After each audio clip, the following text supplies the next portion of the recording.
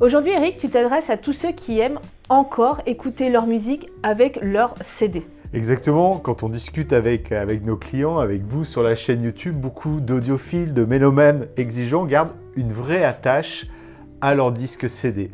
Pour eux, ils connaissent chaque disque, chaque enchaînement et ils retrouvent une chaleur qu'ils estiment, je dirais, absente quand ils écoutent de la musique en streaming. Le streaming a souvent cette réputation, c'est froid, c'est analytique, c'est technique, bref, ça manque de vie.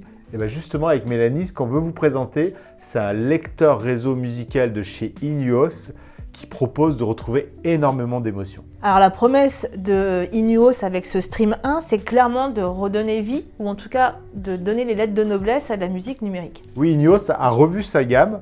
On est sur le Inuos Stream 1 qui est avec nous aujourd'hui. C'est désormais leur entrée de gamme, mais avec un très gros niveau d'exigence, tout simplement pour restituer toutes nos musiques, toutes nos voix avec énormément d'émotion, de naturel.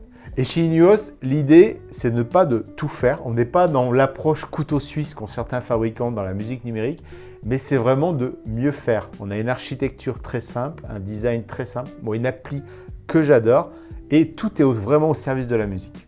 Parce que là, tu as dit entrée de gamme, mais clairement, le Stream 1 de chez Inuos, on l'a associé à un système vraiment haut de gamme. Oui, parce que vous allez le voir dans cette vidéo, l'entrée de gamme de chez Inuos est vraiment très haut placée. Donc, on a créé comme d'habitude un système hi-fi cohérent avec pour la partie amplification un Atoll IN300 Evolution associé aux enceintes colonnes les Dali Rubicore 6. Voilà, encore une fois, pour être au service de la musique. Alors, restez avec nous jusqu'à la fin de cette vidéo parce que évidemment, la grande question, c'est comment sonne ce Stream 1. Et là, on pourra vous partager toutes les écoutes qu'on a fait ensemble ces derniers jours.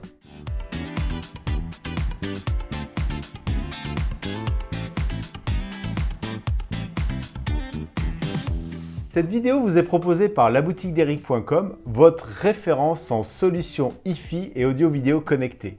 Depuis plus de 15 ans, nos experts sélectionnent avec soin et testent de nombreux produits pour vous offrir la meilleure des expériences musicales.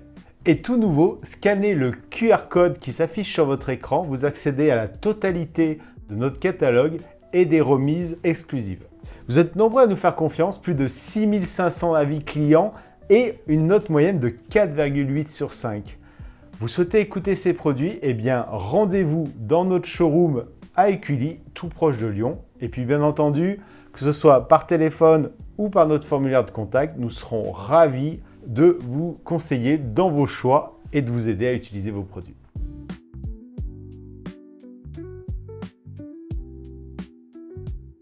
Le Stream 1, est-ce que c'est une nouveauté totale chez Inuos ou c'est plutôt un successeur des premiers modèles qu'on a eu commercialisés? Oui, parce que nous, Mélanie, on a Inuos depuis 2021. J'avais fait un premier test sur le blog du Zen Mini MK3. Alors, il n'était pas S à l'époque, mais c'était sa nouvelle version. Donc, ils ont vraiment récupéré tout leur savoir-faire. Déjà, on le voit au niveau des boîtiers, c'est vraiment inspiré des gammes précédentes. Ils s'inspirent à la fois du très haut de gamme sur l'architecture et au niveau du design, on retrouve ce qu'ils ont mis dans le lecteur Inuos Pulse Mini et dans le lecteur serveur Reaper qui était le Zen Mini MK3S. Donc c'est ce que je disais dans le blog, c'était un aspect vraiment à tout faire sur le côté musique dématérialisée parce que je pouvais aussi ripper des CD, mais on va le voir, c'est quand même toujours possible. Donc là, on va sur une nouvelle génération où ils montent en gamme, où on récupère beaucoup de tout leur savoir-faire sur des modèles très très haut de gamme pour avoir un son très pur, très riche et avoir énormément d'émotions dans les écoutes. Tu viens de dire à l'instant qu'il y a des produits ou des modèles qui avaient disparu. Alors, qu'est-ce qui change concrètement avec cette nouvelle gamme Stream 1? Sur le Inuos Stream 1, et on a la même chose sur le Stream 3, il y a une approche modulaire. C'est-à-dire qu'au moment où on fait notre achat, on va pouvoir, c'est ce qu'on va montrer dans cette vidéo, choisir des options. Donc là, on hérite de tout ce qui vient de la gamme Pulse, de tout ce qui vient de la gamme Server Zen. On a le Stream 1 qui au départ est un streamer sur lequel on pourrait rajouter un DAC. Donc on commence en termes de tarifs à 2250 €. Ensuite, on monte en gamme et très rapidement, le budget monte aussi. On est sur le Stream 3 où là, on va démarrer à partir de 5800 €. Ineos vise vraiment plus haut parce que là, c'est une vraie montée en gamme qu'il propose. Oui, ce qui nous avait beaucoup séduit sur les premiers Ineos, le fameux Zen Mini MK2, MK3 au départ, c'était qu'on était même sous les 900 €. Après, il y a eu des ajustements parce qu'on était passé sur des supports SSD. En termes de stockage interne, on était à 1149 €. Donc là, on le voit clairement sur le Ineos Stream 1 à 2250 € en version de base. On a doublé le tarif. C'est une volonté de leur part d'aller plutôt vers ce que font les meilleures sources de musique dématérialisée, comme je le disais, pour aller vraiment au niveau des meilleurs drive CD, des meilleurs lecteurs CD. C'est vraiment l'objectif, et des meilleurs DAC. C'est vraiment l'objectif. Si vous allez voir, et nous on ne les a pas mis sur le catalogue de la boutique d'Eric.com, leur très haut de gamme, eh bien, il y a le Ineos Nazare qui est proposé à partir de 40 000 €. Donc on est vraiment dans des prix très très élevés qui ne sont pas notre cœur de proposition. D'ailleurs, son nom traduit l'origine et où sont conçus, fabriqués, assemblés les produits, parce que c'est tout simplement au Portugal. Si vous êtes amateur de surf, Nazare, ça vous parlera en termes des plus grandes vagues du monde. Donc nous, ce qu'on a choisi, Mélanie, sur la boutique d'Eric.com, c'est d'avoir toujours une cohérence avec l'ensemble de l'offre, l'ensemble des demandes qui nous sont faites. Donc on vous propose le Ineos Stream 1, le Ineos Stream 3, qui sont clairement pour moi le meilleur équilibre entre la musicalité, les possibilités techniques qui sont ouvertes, l'ergonomie et puis la cohérence globale qu'on va créer dans son système musical.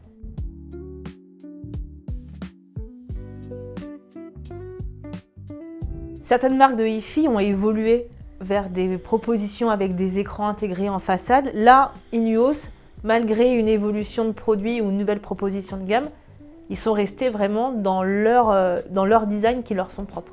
Exactement, si vous allez voir sur le blog où on a fait déjà de nombreuses vidéos sur Ineos, sur la chaîne YouTube, on retrouve vraiment ces boîtiers noirs très sobres, pour autant, je dirais très élégants en même temps, qui restent petits, et ça plaît beaucoup, parce que dans un meuble hi-fi, on n'a pas toujours la place de venir loger un gros streamer, on va dire. Donc on est sur un petit boîtier comme celui-ci, on vous expliquera ce que c'est le boîtier d'à côté. On est sur 24 cm de large, donc c'est 2 fois moins qu'un boîtier hi-fi traditionnel, 20 cm seulement de profondeur, et ça c'est assez appréciable quand on doit faire passer tout le câblage derrière. Et en façade, il n'y a rien, tout va se piloter sur l'application qui est vraiment très réussie. Donc en fait, tout le savoir-faire, toute la richesse du produit, elle est vraiment dans l'architecture interne. Un point important à aborder sur ce type de produit, c'est ce qu'on évoquait tout à l'heure, c'est cette espèce de modularité proposée par Ineos. Donc comment faire son choix et comment du coup calculer en fait. Oui, puis moi qui viens historiquement du monde informatique, j'aime bien ce côté modulable où tu choisis les fonctions dont tu as besoin, les cartes qui vont être insérées pour toi au moment de la fabrication, de la personnalisation par Ineos. C'est un point important, ça se fait au moment où vous faites votre achat. Donc sur le Ineos Stream 1, et vous verrez, il y a la même chose si vous êtes très exigeant, que vous allez sur le 3, on va avoir la possibilité de choisir avec ou sans stockage interne, et surtout, on va pouvoir choisir les sorties numériques analogiques que l'on souhaite sur son Ineos Stream 1. Tu parlais de stockage, comment ça se passe en termes de capacité ou voire même de tarifs? Alors déjà, du stockage, aujourd'hui, je dirais en 2025, c'est pas un scoop, c'est du SSD.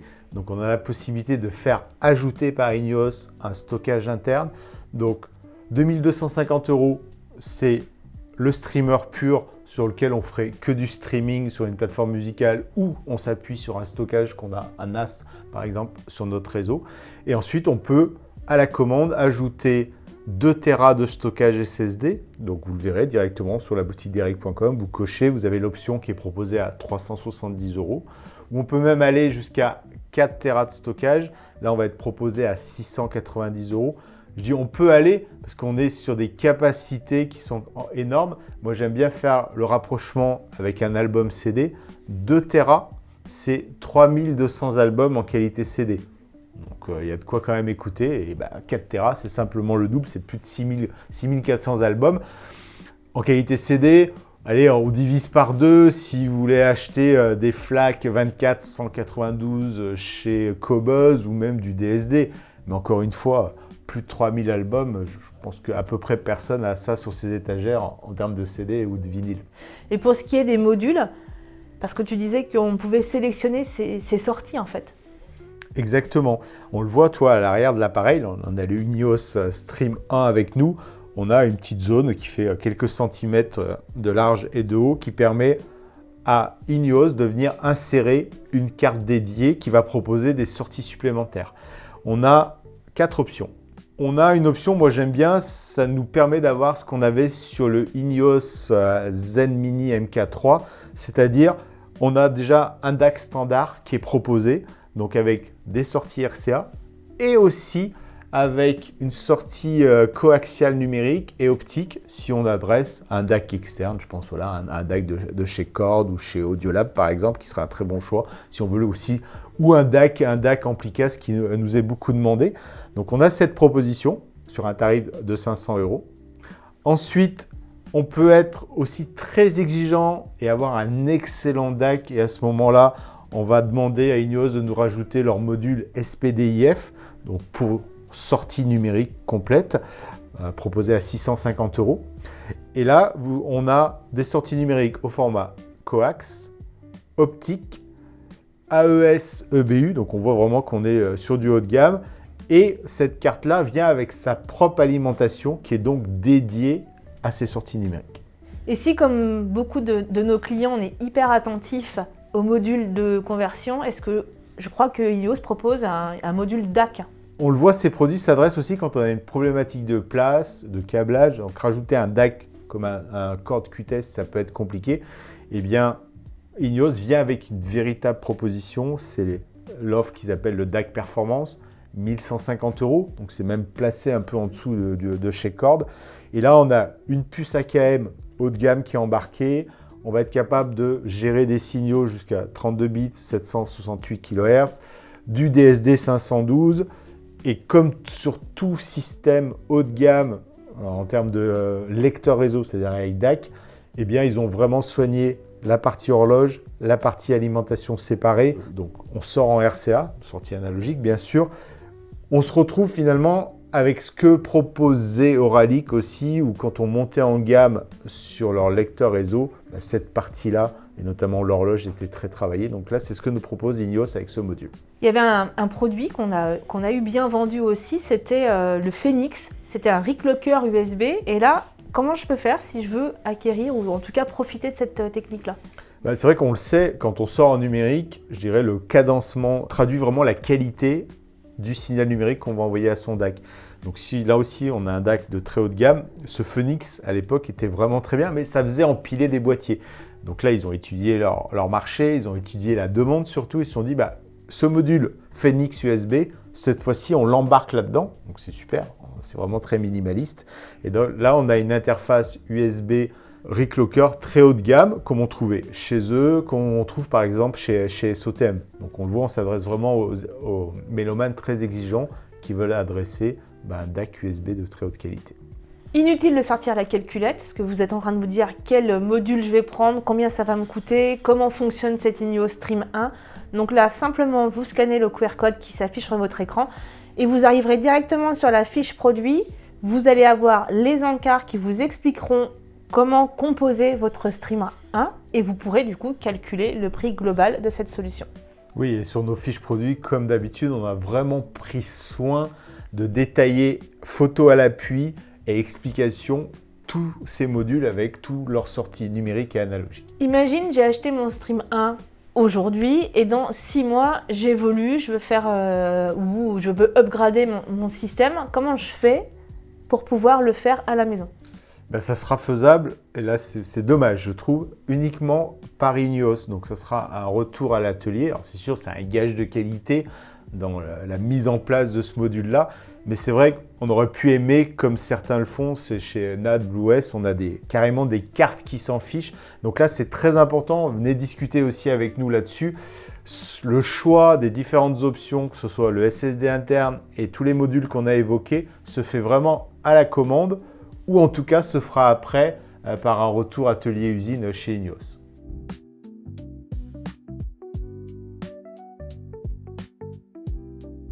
Ineos a une approche assez puriste, on va dire, de ces cartes modules. Et pour ce qui est de la connectivité, quels ont été les choix de la marque? Alors bien sûr, on va être sur une plateforme dite numérique, on est sur un streamer ou lecteur réseau si on lui rajoute son DAC. Donc la philosophie, comme je le disais en introduction d'Ineos, c'est vraiment d'aller à l'essentiel et d'enlever tout ce qui va gêner, perturber. Et on le sait beaucoup avec certains beaux lecteurs qui affichent des beaux écrans d'affichage ou tactiles. Les mélomanes, les audiophiles exigeants nous disent « Oui, mais je sais que ça va venir un peu dénaturer le signal analogique numérique ou alors il faudrait une architecture très complexe. J'aime bien quand c'est très sobre. » Alors là, ils sont vraiment allés jusqu'au bout de l'exercice, c'est-à-dire qu'ils ont aussi viré tous les récepteurs audio qu'on sait qu'ils vont perturber et qui, quand on est exigeant sur la musique, on ne va pas les utiliser. Donc il n'y a pas d'AirPlay, pas de Bluetooth, même pas de Chromecast. On est vraiment sur un lecteur, un streamer réseau qui va lire soit les plateformes, soit nos fichiers. Tu confirmes par conséquent que le smartphone ne se transforme pas en source musicale pour ce type de produit? Non, je dirais que quand on est sur ces budgets et surtout dans un budget global, parce qu'on le disait tout à l'heure, on a associé ça avec un ampli Atoll, avec des enceintes Dali.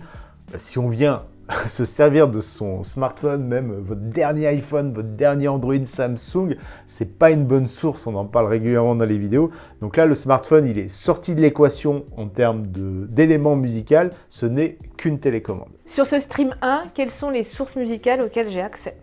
Alors c'est comme sur toute la gamme Ineos, c'était ça dès le départ avec le Ineos Zen Mini MK2, MK3. On a pour moi les 3 meilleurs écosystèmes je dirais de la planète hi-fi, de la planète musique numérique. L'application Ineos Sense, qui est clairement une des meilleures applications. J'avais fait un tuto, je vous envoie sur notre chaîne YouTube. J'avais fait un tuto très détaillé. On est sur la version 3, mais ce que je disais sur la version 2, tout était déjà là, donc ils ont juste un petit peu bonifié. On a, si vous me dites meilleur système, oui, mais il y a Roon, et très bonne nouvelle et excellente nouvelle, même je dirais de ce côté-là, c'est que ce produit Ineos, il est compatible Roon en tant que lecteur, et si on lui met un stockage interne, il devient même Roon Server. Il est compatible Roon Core, c'est-à-dire qu'il peut héberger. Et enfin, le 3e système dont beaucoup de personnes aiment par habitude, où on connaît aussi sa richesse fonctionnelle, c'est Audirvana. Donc il est compatible UPnP, DLNA et Audirvana. Donc au final, je peux piloter mon système soit par l'application Ineos, soit par l'application Roon, soit par mon logiciel Audirvana. Là, tu nous as donné tous les protocoles ou en tout cas les modalités d'utilisation pour écouter la musique, mais quelles sont les sources musicales que je peux écouter sur ce système-là? Alors, plateforme de streaming, fichiers audio aussi, qui soient à distance ou en interne si on a choisi l'option SSD. Donc, on va pouvoir écouter Qobuz, Tidal, je dirais que c'est sans surprise, c'est ce qu'on voit sur tous les lecteurs réseau audiophile haut de gamme. Et bonne surprise, il y a même du Deezer et c'est assez rare parce qu'il y a beaucoup de gens qui sont abonnés à Deezer. La qualité CD, elle est très bonne sur cette plateforme. Mais malheureusement, les lecteurs haut de gamme font souvent l'impasse. Donc ça, c'est très intéressant. Et puis, c'est un système très évolutif sur la partie logicielle. Donc, il y a bien sûr du Tidal Connect et il y a déjà du Qobuz Connect qui est intégré. Tu as oublié quand même un des géants des abonnements musicaux qui est Spotify, et surtout que Spotify est passé en lossless. Donc là, comment ça se passe sur Ineos? Exactement. Alors, le Spotify était disponible précédemment. Alors ça avait peu de sens parce que écouter, on va dire, une sorte de MP3 sur ce type de matériel, c'était dommage. Mais c'est vrai que maintenant, avec depuis un mois l'arrivée de Spotify lossless, c'est du 24-44, donc 24 bits, 44 kHz. Donc ça a du sens. Donc oui, Spotify est toujours là et déjà pris en compte sur la version lossless. Quand on a rencontré la marque Ineos pour la première fois, ça nous a fait penser à une marque coréenne qui a eu beaucoup de succès aussi, qui était SOTM. Mais SOTM avait un défaut, c'est qu'on ne pouvait pas écouter les radios web sur ces produits-là. Et là, Ineos, je crois qu'on a cette possibilité. Oui, les streamers SOTM, on les a toujours au catalogue, sont vraiment excellents. Là aussi, c'est ultra minimaliste et ça délivre un son très pur, très détaillé, mais avec une approche plus technophile, même geek. Donc là, la mise en œuvre, elle est super rapide. On met sur le réseau, on télécharge l'application Ineos, ça fonctionne tout de suite. Alors, petite parenthèse, sur le réseau filaire. Ces modules-là, dans l'approche qu'on décrivait tout à l'heure, bien évidemment, ils estiment que le Wi-Fi va perturber ou va pas être assez stable pour la qualité musicale qu'on recherche, donc il n'y a pas de Wi-Fi. Et dans l'application Ineos Sense, on a aussi toutes les radios disponibles. Donc vous pouvez aller même trouver des radios qui sont très qualitatives en termes de diffusion sonore et même les podcasts. Donc c'est vrai que ça c'est le petit bonus qui est sympa et qui est vraiment appréciable.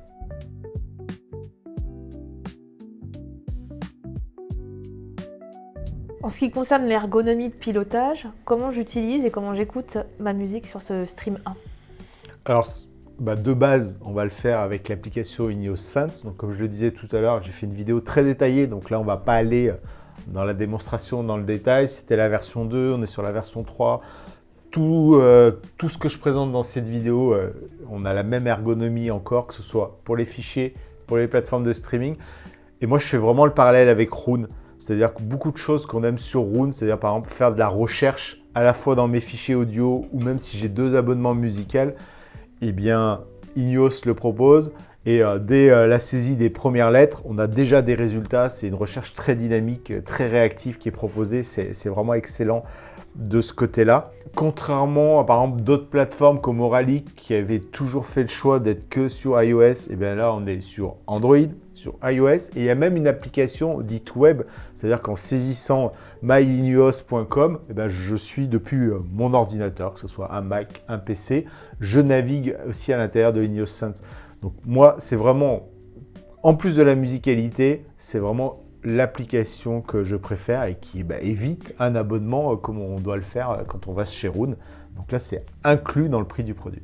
Ce que Ineos met en avant, c'est un peu la pureté du signal. Et pour autant, si je veux ajuster un peu mes écoutes ou mes sensibilités, comment je peux faire avec ce produit? Bien là, tu ne peux pas le faire. C'est-à-dire qu'il n'y a pas de DSP, il n'y a pas d'équaliseur paramétrique.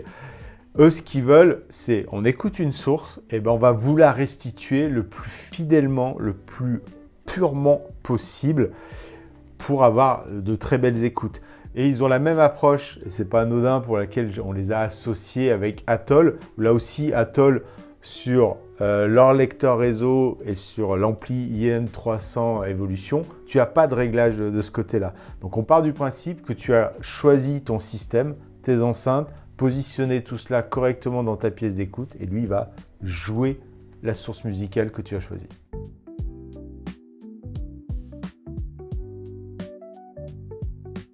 Alors si on regarde l'arrière de ce Stream 1, on voit tout de suite le module, nous, avec le DAC pour sortie analogique, mais j'ai quand même des connectiques réseau et numérique sur la droite. Oui, parce que par exemple, si tu as un DAC déjà très performant, tu vas sortir un DAC USB avec entrée USB, tu prends la version de base proposée, comme on dit, à 2250 €, et là tu as un streamer Hi-Fi. Donc sur sa connectique, tu vas trouver une prise HDMI, mais tu vois, il y a tout de suite marqué service, donc elle sert uniquement aux techniciens de chez Ineos. Comme souvent, et c'est toujours une bonne idée, ils mettent 2 prises réseau, tout simplement parce que tu peux rentrer avec ton câble réseau RJ45 habituel et tu peux te servir finalement de ton Ineos comme un hub pour repartir sur un autre appareil. Donc si tu es un peu court en termes de nombre de prises, quelque part, il t'en consomme même pas. Donc ça, c'est le petit point. Et ensuite, on a 4 connectiques USB qui sont bien identifiés. Les 2 connectiques à droite USB. Donc si tu n'as pas fait le choix de prendre un support de stockage interne, viens brancher ton SSD. Aujourd'hui, on va plutôt être sur un SSD vu le prix de ces équipements qu'un disque dur externe. Et puis, très bonne nouvelle, parce que ça a disparu même en option, il n'y a plus la possibilité d'avoir un lecteur CD pour faire du ripage. Mais cette fonction est toujours présente dans le système logiciel Ineos Sense. Donc, je peux venir avec un drive CD informatique, le brancher là-dessus, comme on fait chez Eversolo. Et là, je vais pouvoir ripper mes CD. Qui va venir, du coup, se positionner sur la mémoire interne que j'aurais sélectionnée. Exactement. Soit sur la mémoire interne, soit, pourquoi pas, sur le disque SSD que j'ai branché en externe, ou même ça peut partir sur le réseau sur un NAS. C'est vraiment bien fait au niveau de l'application. Et là aussi, que ce soit sur le blog ou sur la vidéo de présentation de l'application Ineos Sense, il y a une grosse partie. Cette vidéo, elle est chapitrée. Vous pouvez aller voir toute la partie ripage CD et notamment édition des métadonnées. C'est vraiment un très gros point fort du système Ineos. Il y a quand même d'autres prises USB. J'en vois une C et une A pour compléter les 2 premières. Oui. À droite, c'était pour les éléments que j'ai évoqués. Et là, on sera sur des sorties numériques. C'est pour ça que c'est estampillé DAC. Et bonne nouvelle, format USB-A. Donc, si on a déjà investi sur un très bon câble USB-A, USB-B par exemple, on le conserve. Et puis, la toute nouvelle connectique USB-C qui est déjà et dorénavant présente sur les très bons systèmes. Il a fallu qu'on fasse un choix lorsqu'on a acquis notre Stream 1 pour notre showroom. Il nous fallait 2 sorties analogiques et on a choisi notre DAC en fait. Oui, parce que j'aimais déjà beaucoup ce que faisait Ineos dans ces DAC standards proposés sur, j'évoquais le Pulse Mini et puis surtout le Zen Mini MK3 qu'on a eu longtemps au showroom. Et je me suis dit, voilà, c'était déjà très bon là-dessus.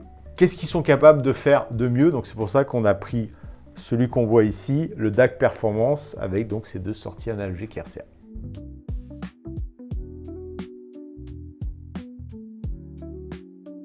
On parle du Pulse Mini qu'on a eu précédemment et du Zen Mini MK3, mais qu'est-ce que Ineos nous propose aujourd'hui comme amélioration sur cette nouvelle gamme? Ils ont l'approche qu'on avait présentée quand Auralic avait fait la démarche inverse. Auralic, c'était des streamers et lecteurs très haut de gamme et ils se sont dit on va sortir le Vega, le RIS S1, V1 de mémoire et on hérite de tout ça. Eux, c'est la même chose. Il y avait déjà présent toute une gamme très qualitative de lecteurs et de serveurs, c'est la gamme Zen. Eh bien, ils ont récupéré tout ce savoir-faire pour le mettre dans ce module-là. Donc, je dirais qu'il y a 2 manières de voir le Ineos Stream 1.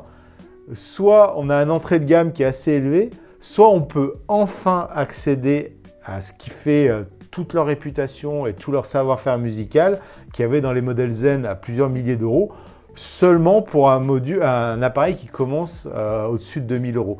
Donc on va retrouver cette architecture qu'ils nomment CX Regulator où ils ont énormément travaillé la partie alimentation, que ce soit la partie alimentation de tout le système numérique et là en l'occurrence quand il y a des modules, la sortie analogique. Le but, c'est d'avoir quelque chose de ultra stable en sortie, de supprimer au maximum, donc un très faible bruit, supprimer le bruit. Tout ça pour avoir le minimum d'interférences et on l'a eu tout de suite dès les premières écoutes. On a l'impression d'avoir quelque chose de très propre, très naturel, rien de surjoué. Ce qui fait la qualité aussi d'un rendu musical, c'est l'architecture technique du streamer. Donc là, quels ont été les choix de Ineos? Je le disais tout à l'heure, ce côté modulaire me fait penser aux ordinateurs qu'on assemble. Il y a cela dans l'ADN d'Ineos, ce côté plus informatique. Donc on est sur une base informatique. Donc là, ils utilisent les derniers processeurs de chez Intel, les Quad-Core 13e génération, 8 Go de mémoire. Tout ça pour encore améliorer, et ça je l'ai vu sur des grosses bibliothèques, c'est encore plus rapide, le parcours, c'est encore plus fluide. Donc au niveau de l'interface Ineos Sense, tout fonctionne encore mieux là-dessus quand on a du stockage interne. Souvent on nous demandait, mais le système il est hébergé sur quoi? Là c'est bien sûr un SSD, parce qu'on ne souhaite pas polluer par du bruit, par des résonances mécaniques l'intérieur. Et cette approche informatique, ils l'ont parce qu'ils ont développé leur propre système. Alors, ils n'ont pas tout réinventé de zéro. Ils partent sur un noyau Linux, ils l'optimisent, c'est-à-dire qu'ils disent pour la hi-fi, j'ai besoin que de telle et telle fonction processus qui tourne. Et c'est ce qui permet 2 choses, d'avoir un système entre guillemets informatique, mais dédié à la musique, tout est optimisé pour. Et c'est pour ça qu'il est compatible Roon Core. Parce que là aussi, tout le système Roon s'appuie sur une base et un noyau Linux.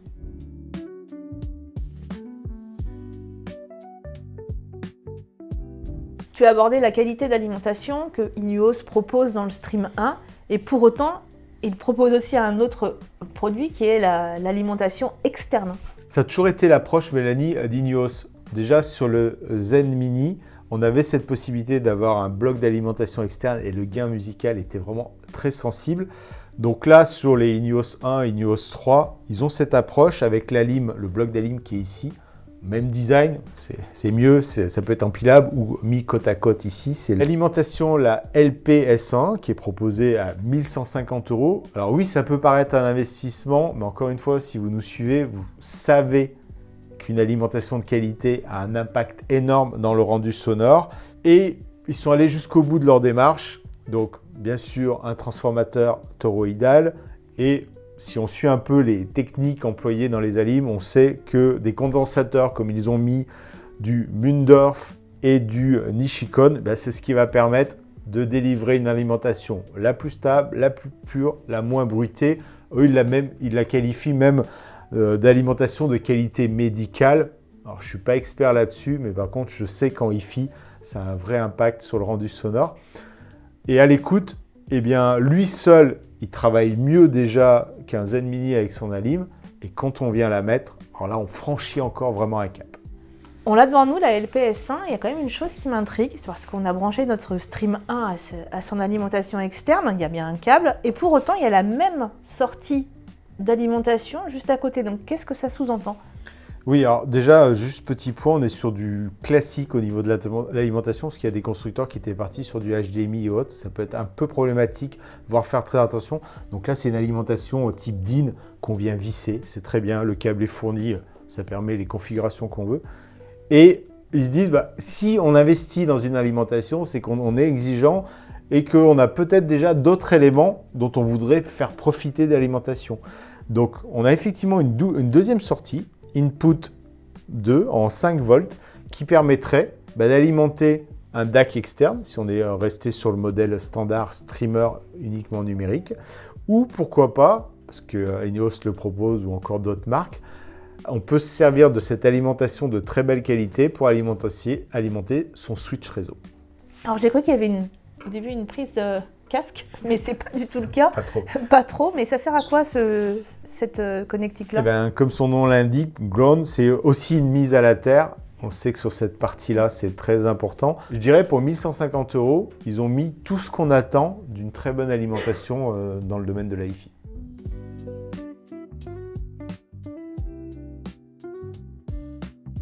Pour profiter pleinement de la qualité de ce Stream 1 et de son alimentation, on a dû faire un choix et on a fait un choix qui me paraît cohérent avec l'ampli et les enceintes. Est-ce que tu peux nous en dire un peu plus là-dessus ? Donc la config, c'est celle qu'on vous a présentée sur toute cette vidéo, c'est-à-dire le Stream 1 avec son DAC performant, son alimentation LPS1 et comme tu viens de le dire, nous ce qui prime d'abord, c'est d'avoir un système cohérent.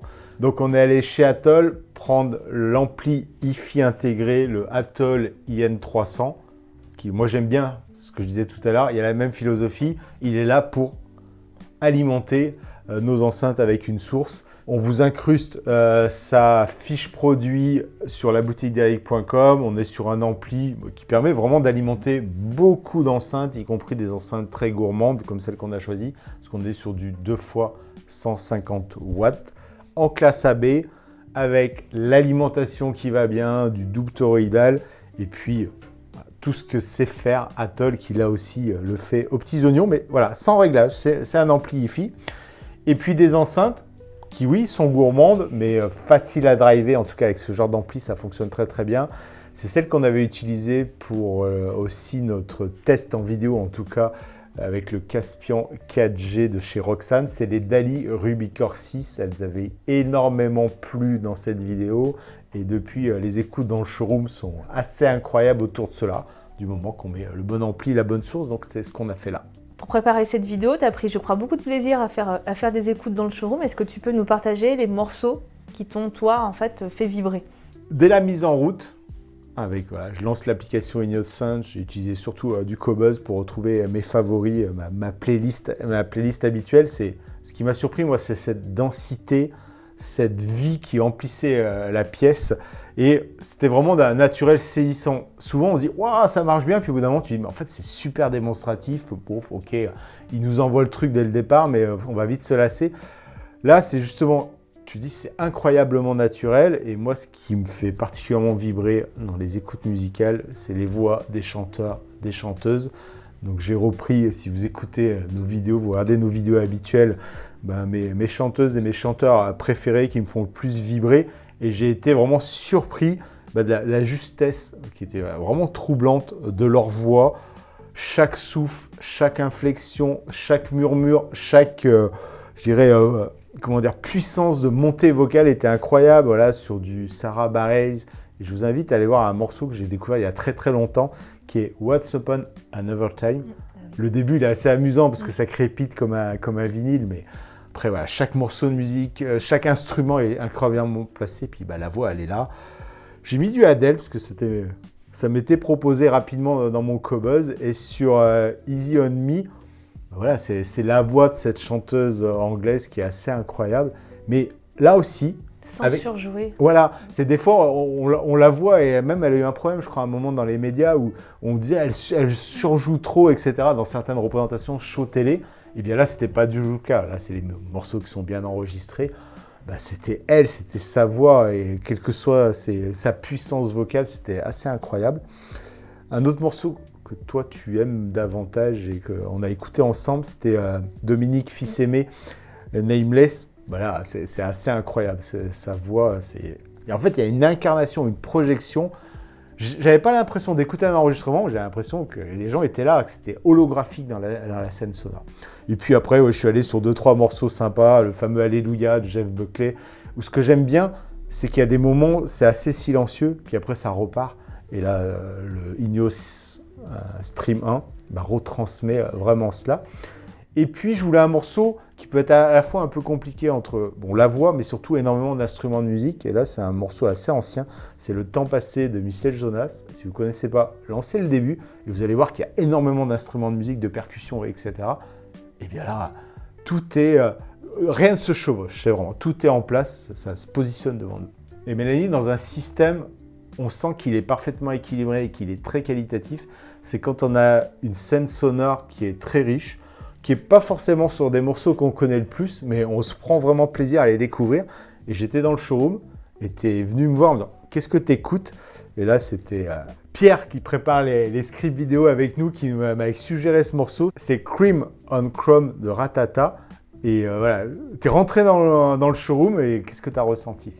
Moi, j'ai trouvé que c'était... Alors déjà, c'est un morceau qui est très groovy. Et en fait, ce qui a été immédiat, c'est les attaques de notes. Elles sont extrêmement précises et sèches, surtout très propres, sans perdre de naturel et tu vois, sans perdre d'émotion. C'est-à-dire que des fois, à vouloir trop en faire, on dénature complètement le morceau. Là, c'est pas le cas. Là, la gratte, tu l'entends, elle est vraiment extrêmement précise et ça donne quand même une écoute réaliste et vivante et naturelle. C'est sur ce morceau-là où il y a quand même pas mal d'instruments, où ça bouge dans tous les sens et il y a beaucoup de graves.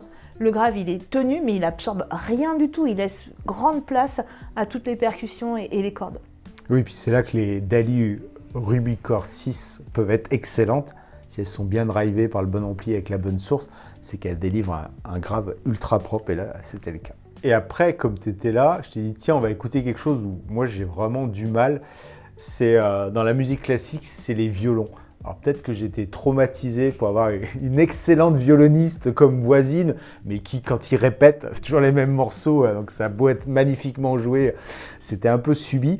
Et là, je t'ai dit, tiens, on va mettre un morceau, justement, d'une grande violoniste, et on va voir tout de suite, j'allais dire vulgairement, si ça queen, ou si elle nous raconte une histoire ou pas avec son violon. Alors toi, tu as eu de la chance parce que tu as eu une excellente voisine qui faisait du violon dans les meilleures conditions. Moi, j'ai eu ma sœur qui a fait du violoncelle. C'était plutôt un enfer. Donc là, clairement, j'ai choisi un morceau qui est assez connu. C'est Violon Concerto numéro 1 de Hae-Yoon Park.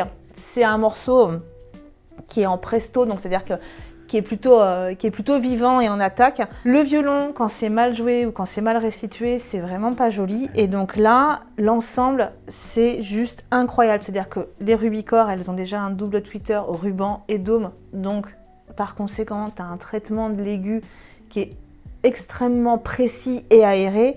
Et donc là, il y en avait beaucoup. C'est un orchestre, je sais pas si tu te souviens du morceau. Et ça navigue dans l'espace sonore de manière tellement précise et holographique que j'avais l'impression d'être assise devant un orchestre qui jouait juste pour nous dans le showroom. Oui, et puis moi, ce que j'ai senti, c'est que déjà, j'ai pris plaisir à écouter et qu'elle nous racontait une histoire et qu'on avait envie d'imaginer plein de choses. Et je pense même, des gens qui ont l'habitude d'aller à ce type de concert serait capable, vu le naturel, comme tu disais que c'était pas surjoué, le naturel avec lequel c'est restitué, serait capable de reconnaître dans quelle salle ça a été enregistré, parce qu'on le sait, chaque salle, chaque auditorium, voilà, l'Opéra Bastille ou encore le Grand Auditorium de Lyon ont leur signature, et là c'est ce qu'on a ressenti, c'est qu'on entendait la particularité de la salle du concert. Et tu savais exactement à quel moment quel violon ou quel violon avec un S se mettait en mouvement. On est souvent interpellé dans nos commentaires, c'est je voudrais accéder à ce type de composition EFI, donc quel budget je dois consacrer? Je vais parler de l'enveloppe globale, parce que pour moi, elle a vraiment un sens, puisqu'on est sur quelque chose de cohérent. Donc, le Ineos Stream 1 avec son alimentation, alors qui est pas obligatoire. Alors là, pour le coup, c'est pas obligatoire. On peut venir la rajouter après. Là aussi, venez discuter avec nous dans les commentaires et surtout sur la boutique d'Eric.com. On vous conseillera s'il faut prendre la lime ou pas dès le départ. En fonction de votre amplificateur, donc là, ce qui était intéressant, c'est que ce Atoll IN300, on est sur les nouveaux produits Evolution, mais tout le monde les connaît depuis longtemps, ça permet déjà de catégoriser sur quelle gamme et enveloppe on est, et puis avec les Rubicore 6 de chez Dali. Donc là, on est sur une enveloppe globale sans le câblage, là aussi à voir après. On est sur environ 12 000 €. Alors oui, c'est un beau budget, mais je peux vous assurer par rapport à ce qu'on propose, venez les écouter dans le showroom et voilà, toutes les écoutes que j'ai vécues, j'ai jamais ressenti en fait autant de naturel, d'émotion, que ce soit dans les voix, dans les instruments, que sur un système comme cela. Donc on est voilà, vraiment sur quelque chose qui correspond à des écoutes très qualitatives quand on est exigeant en tant qu'audiophile, en tant que mélomane.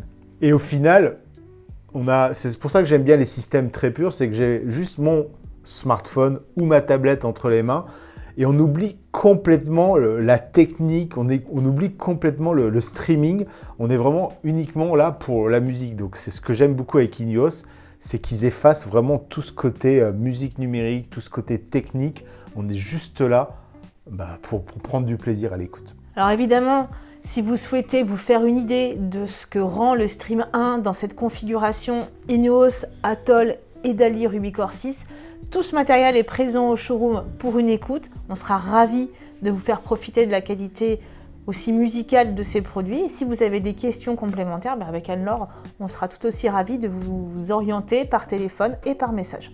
Et ce qui a, je dirais, vraiment contribué à mon bonheur musical dans ces écoutes, c'est les enceintes colonnes Dali Rubicore 6.